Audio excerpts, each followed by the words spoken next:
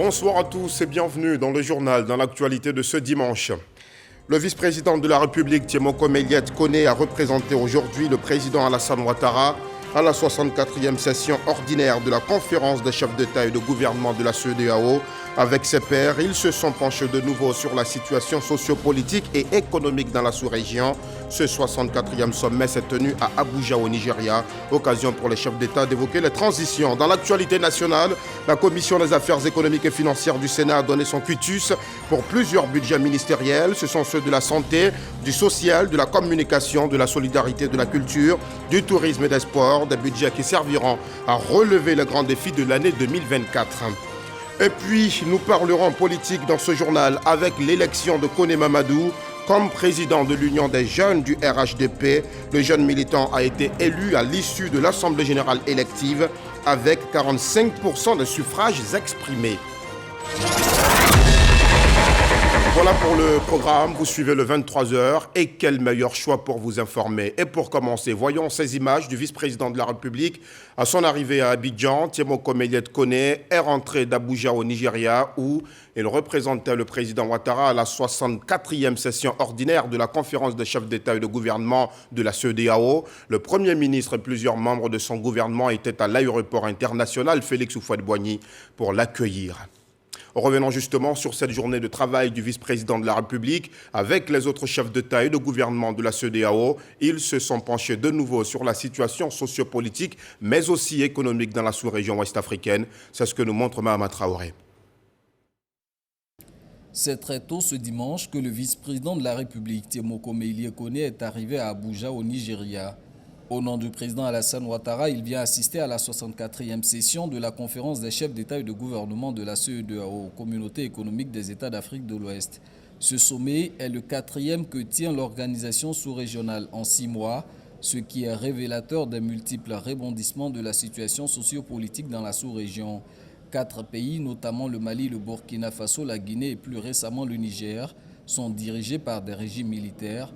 La CEDEAO continue de militer pour un retour à l'ordre constitutionnel, convaincue que seule la démocratie reste le catalyseur du développement dans la sous-région. Le Conseil de médiation et de sécurité et le Conseil des ministres s'est réunis donc pour discuter de plusieurs questions relatives à la communauté. Les rapports de ces sessions montrent la nature formidable des difficultés auxquelles fait face la région, mais c'est aussi un signe d'espoir. Et cet espoir se symbolise par des politiques socio-économiques que vous, en tant que leader, vous avez mises en place à travers notre région et l'engagement généralisé envers la démocratie, de même qu'à la paix et à la sécurité. Les élections paisibles que la CEDEAO a soutenues au Nigeria, en Guinée-Bissau, à Sierra Leone et au Libéria, donc, doivent être citées dans ce contexte. Ces élections ont changé la description qui est faite de l'Afrique pour dire que quelque chose d'autre que les coups d'État militaires est possible. Même son de cloche avec un ton plus ferme pour le président en exercice de la conférence des chefs d'État et de gouvernement, le président du Nigeria, Bola Ahmed Tinubu.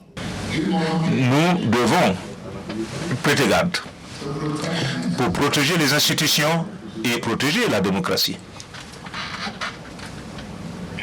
Je souhaite réitérer le fait que nous sommes contre les changements anticonstitutionnels de gouvernement dans notre sous-région et nous allons continuer à le faire. L'exemple de démocratie récemment démontré par le Libéria vaut à George Weah, président sortant, une standing ovation de ses pairs.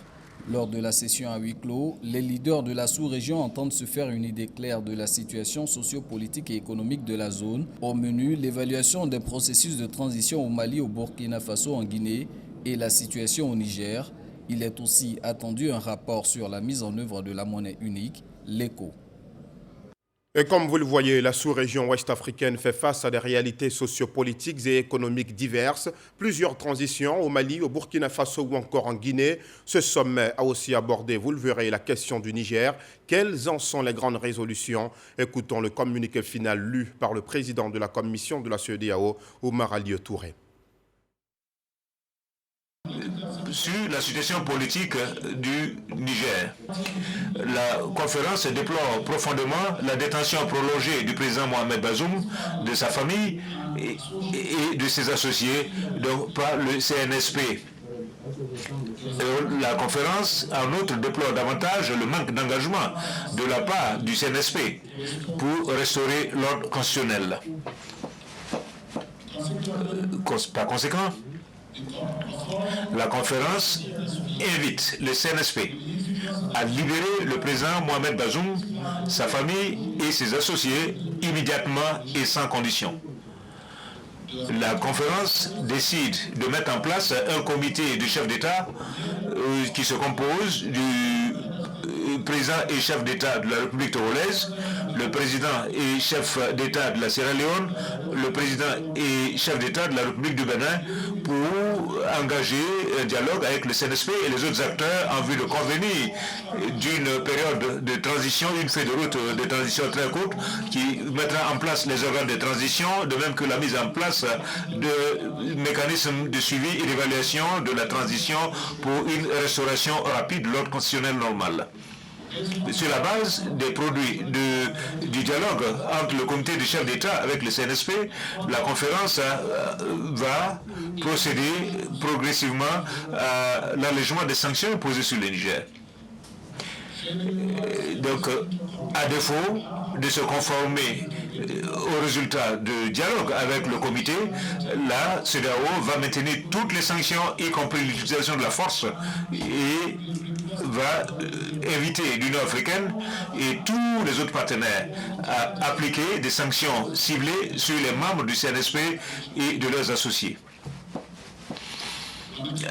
Pourtant, sur les processus de transition dans la région, la conférence prend note de la récente mission de la Troïka pour réfléchir sur la situation politique dans la région, y compris sur le processus de transition au Burkina Faso, en Guinée, au Mali. La conférence salue le référendum national qui a réussi au Mali et félicite les autorités de transition pour ce qui a été déployé. Cependant, l'autorité note avec préoccupation que les autorités de la transition donc sont réfractaires à coopérer avec la CEDEAO pour la mise en œuvre de programmes de transition et d'autres activités d'un intérêt pour la région.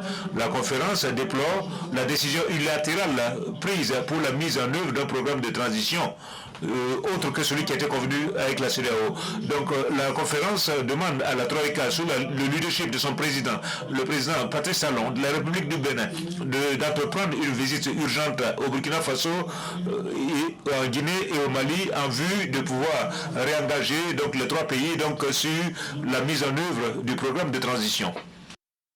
Voilà pour ce qui concerne donc les résolutions de ce 64e sommet des chefs d'État et de gouvernement de la CEDEAO. Revenons en Côte d'Ivoire où l'actualité nationale est aussi marquée par le quitus de la Commission des affaires économiques et financières du Sénat pour plusieurs budgets ministériels. Ce sont ceux de la santé, du social, de la communication, de la solidarité, de la culture, du tourisme et des sports. Des budgets qui serviront, vous le verrez, à relever les grands défis de l'année 2024. C'est en tout cas ce qu'ont dit les ministres. On voit cela avec Kader Sogodogo. En 2024, le budget du ministère de la Santé s'élève à environ 590 milliards de francs CFA. Celui de la cohésion nationale, de la solidarité et de la lutte contre la pauvreté a atteint 62 milliards 405 millions de francs CFA. L'emploi et la protection sociale a défendu un budget de 48 milliards 242 millions de francs CFA. La femme, la famille et l'enfant, plus de 27 milliards de francs CFA. La santé et le bien-être des populations restent des préoccupations constantes pour l'État. Le budget du ministère de la Santé, femmes, familles, enfants, affaires sociales, cohésion nationale, solidarité, lutte contre la pauvreté, ces budgets-là permettront aux différents ministères de mieux adresser la question du social et de la santé sur toute l'étendue du territoire. Le ministère de la Communication, plus de 37 milliards de francs CFA. La culture et la francophonie, 24 milliards de francs CFA. La promotion de la jeunesse, l'insertion professionnelle et le service civique, 65 milliards 608 millions de francs CFA. Nous nous réjouissons de ce que nos budgets aient été adoptés à l'unanimité pour un peu plus de 24 milliards pour le ministère de la Culture et de la Francophonie, pour un peu plus de 65 milliards pour le ministère de la Promotion de la Jeunesse, de l'insertion professionnelle et du service civique, et pour un peu plus de 37 milliards en ce qui concerne le ministère de la Communication. Le tourisme et les loisirs, 14 milliards 38 millions de francs CFA. Le sport et le cadre de vie, 40 milliards 714 millions de francs CFA. Un budget qui prend en compte l'entretien des infrastructures sportives après la CAN. Juste après les compétitions, les infrastructures continueront d'être entretenues par les entreprises qui les ont réalisées. Nous avons recruté 5000 jeunes Ivoiriens qui seront formés au métier du sport en vue d'assurer la maintenance de ces stades pour ne pas que ces infrastructures tombent en désuétude. Et le budget le permettra. Les différentes dotations sont liées à des programmes bien définis. Le passage des ministres au Sénat pour défendre leur budget au titre de l'année 2024 se poursuit. Restons dans le centre du pays, dans la région du Gbeke. Cette fois, les femmes rurales de Diabo, Languibonou et Botro ont leur label de riz local appelé Nzrama. La présentation officielle de ce riz par les productrices a eu lieu en présence du ministre d'État, ministre de l'Agriculture, du Développement rural et des productions vivrières, Kobena Kwasi Adjoumani, pour encourager ces femmes à équiper leur association en matériel agricole. Il les assure aussi, vous le verrez, de la disponibilité de l'État ivoirien à accompagner les femmes productrices de riz local dans leurs différentes activités. C'est ce que nous dit Charles Tatou. Du riz local, on en produit aussi dans le département de Botro qui compte 3 circonscriptions administratives, dont Diabo, siège des femmes productrices de cette denrée alimentaire. Disposant d'une usine de transformation de riz paddy et des espaces rizicoles, ces femmes regroupées au sein d'une association dénommée Diabo Ville Émergente comptent désormais dans la filière riz avec leur label riz local Nzrama. Pour l'instant, nous avons 141 hectares répartis sur l'ensemble du département de Botro. Il y a beaucoup de surface arable et ce sont les moyens de production qui nous faisaient défaut. Mais là, avec ces équipements de l'agriculture moderne, c'est l'émergence qui arrive dans nos champs et c'est vraiment ce développement rural-là qui est en marche. Le ministre d'État, ministre de l'Agriculture, du Développement rural et des productions vivrières s'y est rendu. Objectif, soutenir l'association des femmes Diabo Ville Émergente, dont les actions répondent à la vision du gouvernement. Kobena Kwasi Adjoumani a visité l'usine de riz, les espaces rizicoles et une parcelle de 80 hectares encore non exploitée, favorable à la culture maraîchère et de riz irrigué. Derrière moi, le riz est déjà mûr, prêt à être récolté. Mais de l'autre côté, vous voyez de la verdure. Si nous pouvons échelonner les productions de cette façon, mais sur toute l'année, nous pouvons disposer de riz. Dans les années 70, la Côte d'Ivoire était autosuffisante en production de riz. Le président Alassane Ouattara, qui marche dans les pas du président Félix Houphouët-Boigny, a la même vision. Il se préoccupe du quotidien des Ivoiriens.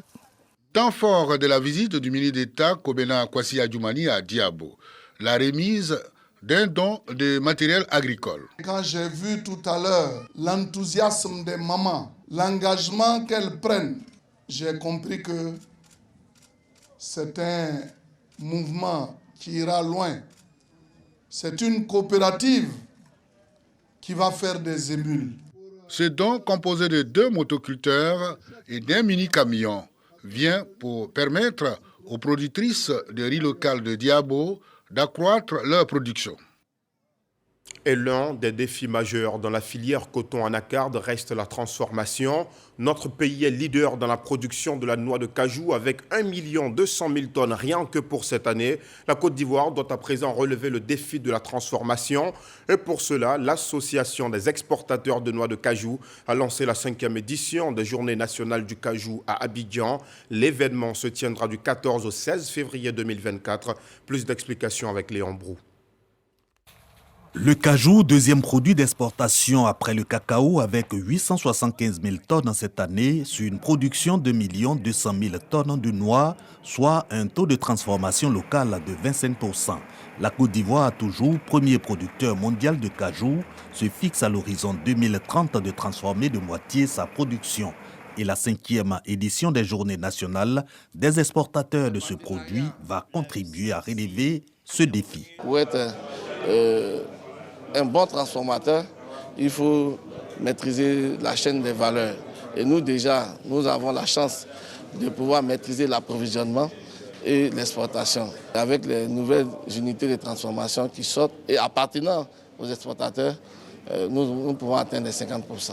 À cette initiative s'associe l'organisation interprofessionnelle agricole ANACAD et le conseil coton ANACAD. Cette 5e édition des Journées nationales des exportateurs de cajou prévoit en effet des innovations telles un jeu tombola, des actions sociales et surtout des expositions, des rencontres B2B, des réflexions sur les leviers de la transformation locale.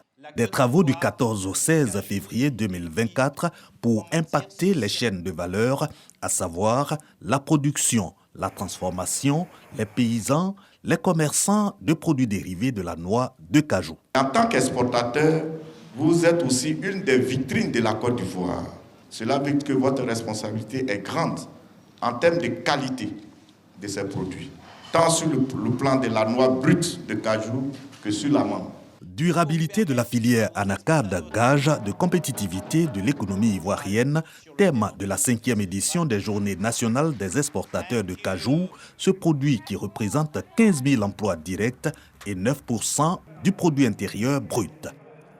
Dakouri Leiga Thérèse, l'une des figures marquantes de la série ivoirienne à succès Ma Famille, a connu quelques soucis de santé qui se sont, hélas, amplifiés au terme d'une intervention chirurgicale. L'actrice a fait appel au ministère de la Cohésion nationale, de la Solidarité et de la lutte contre la pauvreté. La ministre Belmondo Dogo a répondu à son appel. Elle s'est rendue au domicile de l'actrice pour s'imprégner de ses conditions de vie et lui apporter assistance au nom du gouvernement. C'est ce que nous montrent Michel Mambo et Jean-Marc Djadji. Visite inopinée de la ministre Belmondo Dogo dans la famille d'accueil de l'actrice comédienne Thérèse Leiga Dakouri dans la commune de Koumassi. En situation de handicap important depuis 9 ans, dû à une opération chirurgicale compliquée du col du fémur droit, une nouvelle chirurgie par prothèse totale de sa hanche est urgente. La titulaire au poste de la cohésion nationale, de la solidarité et de la lutte contre la pauvreté est venue s'imprégner de son état de santé. Thérèse Leiga ne cache pas sa joie. Je ne peux que lui dire merci, un grand merci. Je suis dépassée, je n'en reviens pas, mais je ne peux que dire merci. Et je rends gloire à Dieu. Comme le président l'avait dit, ouvrez un peu les portes pour que les gens puissent avoir accès à vous. Avec elle, on n'a même pas besoin. Elle a déjà ouvert les portes. Donc moi, je lui dis merci. Après observation, la ministre Belmondo Dogo exprime la compassion du gouvernement et salue l'élan de solidarité autour de l'artiste. Nous avons pris la décision qu'elle soit dans un centre pour femmes. Ensuite, avec le ministère de la Santé, elle aura la prise en charge pour son état de santé. Dès qu'elle sera très bien installée là où elle doit être, nous passerons à nouveau la visite avec la ministre de la Culture, lui dire que le gouvernement est à ses côtés. C'est une prise en charge totale, mais notre priorité est son état de santé. Lorsqu'elle ira mieux, elle pourra reprendre ses activités. Pour rappel, Dakouri Leiga Thérèse, âgée de 60 ans, fut actrice comédienne dans la série télévisée à succès Ma Famille. Elle est à ce jour réduite de sa mobilité à la suite d'une chute de son lit, ayant causé une fracture du col du fémur droit. Et bien sûr, nous souhaitons une meilleure santé à l'actrice comédienne. À 13h, dans le Dimanche Magazine, les 16 jours d'activisme contre les violences basées sur le genre étaient au menu. Kamara Kogochou, chef de service planification et évaluation au programme national de lutte contre les violences basées sur le genre, a fait le point des avancées. Je vous propose de suivre maintenant un extrait de son intervention. La violence basée sur le genre, c'est tout acte qu'on va poser sur une personne qui va lui porter des préjudices. Ça peut être physique, psychologique ou économique, en se fondant sur la différence que la société fait entre l'homme et la femme. Déjà, le 25, il y a notre ministre, Mme Nassedeba Touré, qui a adressé le message à la nation qui concerne ces 16 jours d'activisme. Et puis également, il y a des activités, surtout qui sont menées avec les radios de proximité, sous la supervision de nos directeurs régionaux. Et puis on a également des activités communautaires qui consistent en tout cas à mobiliser les communautés. Comme vous le savez, toutes ces violences viennent des communautés. Donc il faut échanger avec ces communautés afin de pouvoir apporter des comportements qui puissent nous permettre de ne plus avoir ces violences. Ces actions ont eu des impacts et puis les chiffres nous indiquent que cette campagne porte. De plus en plus, les populations ont recours à notre système de réponse. Donc c'est pour dire que nous sommes en train de faire du bon travail et les populations ont de plus en plus confiance parce qu'elles bénéficient des prises en charge. Vous avez la société civile qui est fortement mobilisée pour lutter contre ces violences. Bien sûr, il y a les partenaires techniques et financiers, le système des Nations Unies, des agences de coopération. Et c'est tout ce monde-là que nous appelons acteurs qui contribuent véritablement à lutter contre ces violences basées sur le genre. Nous devons investir dans la prévention afin qu'on puisse véritablement faire le dialogue communautaire pour toucher les communautés et les emmener à changer ces normes qui font le lit des violences basées sur le genre. Bien sûr, le message reste le même. La femme n'est pas un tam-tam. On ne tape donc pas sur elle. Et en politique, les jeunes du RHDP sont désormais dirigés par Koné Mamadou. Le nouveau président a été élu au terme d'une assemblée générale élective avec 45% des suffrages exprimés. Dans son premier discours, le président de l'UJRHDP a dit sa volonté de faire face aux défis. Éric Goré. Koné Mamadou, c'est bien lui. Il est désormais le président des jeunes du RHDP. Il a été élu au cours de l'Assemblée générale élective des jeunes du parti. Il se dit à la disposition de son parti. Nous sommes venus en mission en tant que jeune d'un parti politique à l'orée de 2025, puisqu'il y aura quand même une élection présidentielle. Il est essentiel pour nous jeunes du parti au pouvoir de quand même rester mobilisés pour la cause de notre parti. Nous sommes des soldats. Nous sommes élus juste pour être en mission pour le parti. Une élection qui s'est faite selon les règles et les tests du parti. Le président du comité électoral, Maître Aboulaye Ben Meïté. Les élections sont bien déroulées. Vous avez dû noter effectivement que c'était dans un environnement de fraternité militante. Mais au soir, donc au terme du processus électoral, il y a un candidat qui a été déclaré élu, donc vainqueur. Koné Mamadou a dévancé son challenger, Philippe Kraboué. Celui-ci se dit prêt à travailler avec le nouveau président élu. Nous sommes tous au sein du RHDP, nous devrons tous rester mobilisés pour l'objectif 2025. Voilà, écoutez, une élection de la jeunesse au sein d'un parti politique ne doit pas aboutir à des crises post-électorales.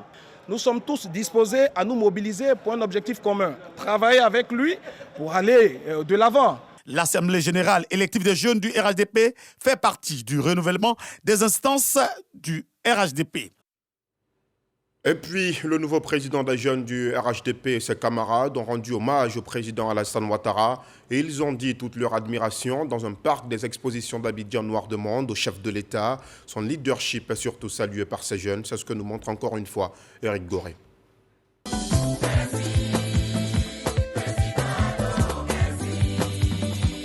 10 000 jeunes au parc d'exposition de Port-Boué venus manifester leur attachement à la démocratie et leur amour au président Alassane Ouattara, président de la République, président du RHDP. Les jeunes de cette formation politique célèbrent l'an 3 de prestation de serment de leur champion. Je tiens à exprimer ma profonde gratitude au président de la République, président de notre grand parti, le RHDP, son Excellence, M. Alassane Ouattara, pour le soutien conditionnel accordé à la jeunesse et pour l'opportunité qu'il nous donne de servir notre grand parti, le RHDP. Le premier mandat de la Troisième République, un succès visible au regard du développement amorcé par le pays. Même en dehors des frontières de la Côte d'Ivoire, les associations des jeunes sont touchées. Elles reconnaissent le leadership du président Alassane Ouattara. Les investissements étrangers, c'est possible quand il y a la stabilité politique. Et nous le remarquons maintenant en Côte d'Ivoire. Moi, je reste impressionnée quand je vois dans la même institution des amis chrétiens, des amis musulmans qui travaillent ensemble. Vous ne réalisez peut-être pas de la chance que vous avez, que cette opportunité, que vous vivez, vous coexistez ensemble. Un parterre de personnalités présentes à cette cérémonie salue cette initiative. La présence de ces jeunes venus de la sous-région, c'est parce que s'il faut une solidarité sous-régionale. Je pense fondamentalement qu'une alliance sous-régionale composée de ces jeunes venant donc de pays différents, d'idéologies différentes, avec pour socle la défendre la démocratie est important au regard de l'actualité sous-régionale et continentale. Amadou Koulibaly, porte-parole du gouvernement, en a profité pour sensibiliser les jeunes. L'occasion du retour de la démocratie et de l'état de droit qui crée le contexte de paix dans lequel nous vivons aujourd'hui et qui fait que tous les acteurs politiques peuvent faire de la politique sans être inquiétés. Cissé Ibrahima Bakongo, secrétaire exécutif du RHDP, invite les jeunes à faire bloc autour du président Alassane Ouattara en toutes circonstances. Merci aux jeunes de se souvenir.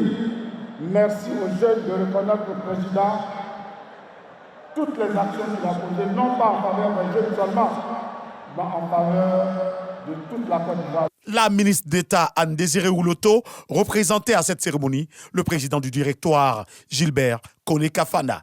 Les hommes de la trempe du président Alassane Ouattara se célèbrent. Ils se célèbrent parce qu'ils font gagner leur pays. Le président Ouattara, au-delà de faire gagner la Côte d'Ivoire, fait gagner l'Afrique tout entière. Je dirais que les jeunes du RHDP mesurent les enjeux, sont conscients des défis qui restent à relever pour notre grand pays. Les jeunes ont vibré, tous au rythme des mélodies conçues spécialement pour le président de la République, chantées par des artistes issus de toutes les régions de la Côte d'Ivoire. Les prières sont toujours les bienvenues quand elles se donnent pour objectif de construire la paix et de consolider le climat social.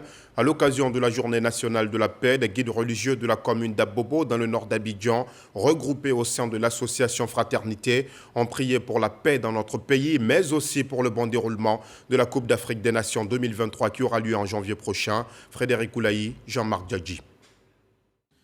À l'église La Délivrance, dans la commune d'Abobo, les guides religieux et leurs fidèles intercèdent pour la paix en Côte d'Ivoire. L'initiative de cette séance de prière est portée par l'association Fraternité, dirigée par le bishop Henri Kouassi. Pour l'initiateur, il s'agit d'accompagner les actions gouvernementales par des prières. Si les hommes de Dieu se mettent ensemble, nous crions à Dieu, tout ce que l'ennemi cherche dans cette nation de la Côte d'Ivoire va échouer. Et c'est pour ça que nous avons pris notre bâton de pèlerin pour se lever, pour prier pour notre Côte d'Ivoire, prier pour la canne. Parce que nous prions pour que, oui, tout ce qui a été dit, pour que cette canne-là, la coupe reste ici. Nous sommes très heureux ce matin. Nos frères chrétiens nous ont invités pour la prière pour la Côte d'Ivoire, la prière pour la nation, la prière pour Abobo, pour la paix. Donc c'était obligé que nous soyons loin, parce que les musulmans et les chrétiens, nous sommes même père, même mère. Cette journée a bénéficié du soutien de la communauté musulmane, conduite par l'imam Souleymane Traoré et certains parlementaires. Ce qui s'est passé ici, je ne souhaite pas à notre pire ennemi de le vivre. Mais aujourd'hui, nous sommes en paix. Pour la paix, il n'y a pas assez de sacrifices pour faire la paix. Pour demander à Dieu de mettre sa grâce sur ce pays qu'est la Côte d'Ivoire. La Côte d'Ivoire est une terre bénie. Des enseignements sur la cohésion sociale ont également animé cette journée de prière. Et toujours en religion, la communauté chrétienne catholique du village de Ingracon, dans le département d'Alépé, était mobilisée hier samedi aux côtés d'un des fils du village, fraîchement ordonné prêtre. Le révérend père Johnson Mandayabo a célébré sa première messe d'action de grâce. Un nouveau chapitre s'ouvre ainsi pour le guide religieux et son village, vous le verrez, lui a manifesté tout le soutien à travers des prières, mais aussi des présents. Khalil Diomandé, Zakaria Traoré. Ordonné prêtre en juillet dernier, le révérend père Johnson Mandayabo célèbre sa première messe d'action de grâce à Ingracon, son village dans le département d'Alépé. La communauté catholique et les têtes couronnées mobilisées dans l'allégresse pour lui témoigner leur soutien dans cette nouvelle mission qui s'offre à lui. Depuis sa jeunesse, il était avec nous. Aujourd'hui, grâce à Dieu, on l'a ordonné prêtre, donc c'est une joie pour nous. Que Dieu bénisse son ministère et que vraiment il soit un servant de Dieu et qu'il prie pour la nation. Et quel que soit notre âge, dès que nous sentons la paix de Dieu, nous avons l'obligation d'être bons, d'être sages, d'être un modèle. et nous souhaitons qu'il soit un modèle pour nous, mais également pour l'Église en Côte d'Ivoire. À sa prise de parole, ses premiers mots sont de gratitude. Le nouveau prêtre veut également compter sur les prières de sa communauté pour servir avec brio. Merci à mes différents curés chez qui je suis passé pour ma formation, que la population, la communauté paroissiale prie toujours pour moi parce que j'en ai effectivement besoin. Le révérend Père Johnson Manda Yabo est le 8e prêtre du village de Ngracon. Il servira à la paroisse Notre-Dame de la Tendresse de Cocody. Une page de musique dans cette édition avec le succès de Gbeke Reggae Festival. L'événement culturel et social a démarré par une opération coup de balai au quartier Coco, suivi d'une remise de kits sanitaires aux nouvelles mamans et des équipements d'hygiène à la maternité du dit quartier. Et cela n'est absolument qu'une infime partie des nombreuses actions sociales du commissaire général de Gbeke Reggae Festival. Abou Sanogo et ses équipes veulent, à travers cette 3e édition, accompagner les efforts du gouvernement dans le cadre du programme Côte d'Ivoire solidaire et de l'année dédiée à la jeunesse. Walter Amadou Ouattara. Portail principal de la maternité du quartier Coco à Boaké.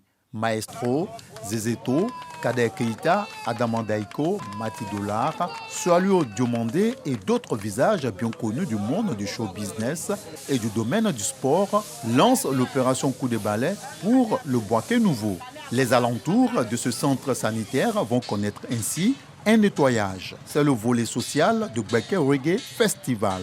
On a vu le ministre maire de la commune de Boaké descendre dans la boue pour nettoyer, donner l'exemple. Alors pourquoi pas nous autres? Certes, nous organisons un festival, mais ce festival-là, c'est aussi ces actions que nous devons mener. Nous sommes conscients des efforts déployés donc par le gouvernement, par le président de la République Alassane Ouattara, pour la bonne santé, pour le bien-être des populations. Et donc tenons compte de tous ces aspects pour accompagner également les actions du gouvernement. L'étape bénéficie de l'implication du service assainissement de la mairie de Boaké, de la NAGED, d'ONG partenaires et de populations riveraines. Ils ont fait, c'est une très bonne chose. Ils sont à féliciter. Ils sont venus rendre notre quartier très propre. C'est des enfants qui naissent au sein de cette maternité. Donc nous avons le devoir de protéger cet environnement en s'occupant réellement de la salubrité. Après Coco, la maison d'arrêt et de correction. Avec l'appui de Moussa Bamba, opérateur économique, des dons composés de vivres, de vêtements et de produits d'hygiène corporelle et environnementale sont remis aux pensionnaires, femmes et mineurs. Un peu plus loin, Ngatakro. La maison des bébés reçoit un don qui arrive à point selon la responsable des lieux. Nous n'avons aucune subvention et on vit à l'aide des dons ponctuels. Et donc, ces dons-là sont venus à pic parce qu'on en a besoin. Cette journée va s'étendre à la pouponnière municipale de Dar es Salaam et à celle du quartier Air France. Samedi, le grand concert avec en tête d'affiche le reggaeman originaire de Bondoukou, Jim Kamson. La journée du vendredi est consacrée aux panels et conférences sur le thème « Agissons ensemble contre les violences faites aux femmes et à la jeune fille ». Allez, revenons à présent sur ce qui a fait l'essentiel de l'actualité durant cette semaine qui s'achève. C'est dans le 7 sur 7 avec Abdoulaye Koné.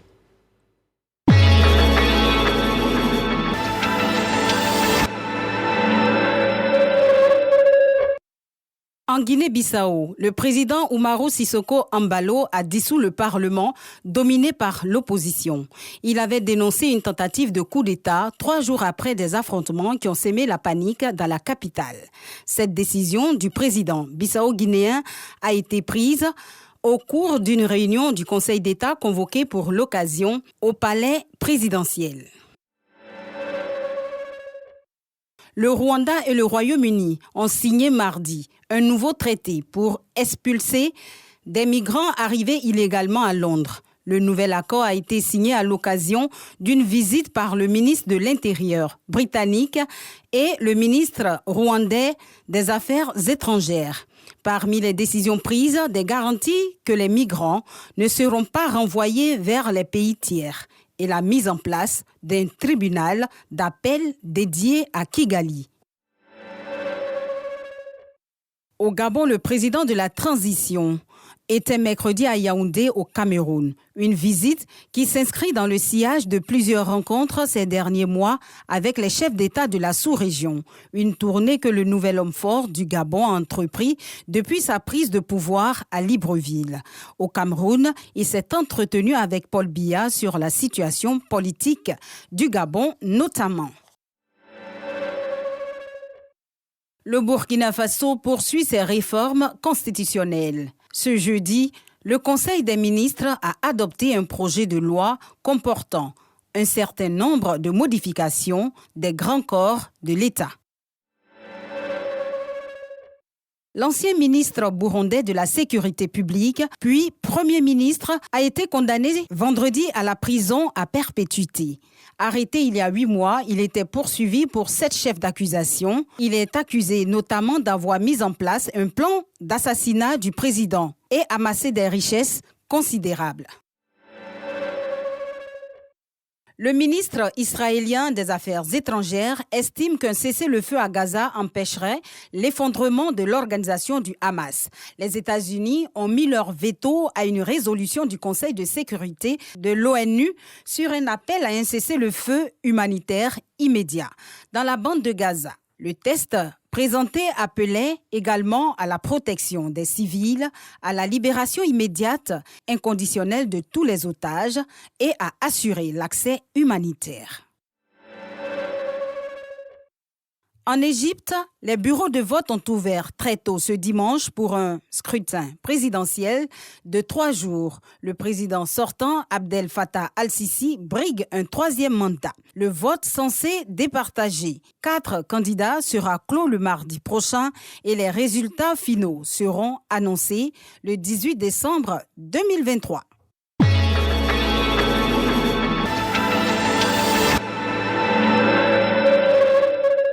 Et nous voilà au terme de ce journal, tout comme de ce week-end. Merci de nous avoir suivis à Tipa Tipa, cette petite localité de Gagnoa dans la région du Gor. Reposez-vous bien et bon début de semaine sur RTI 1.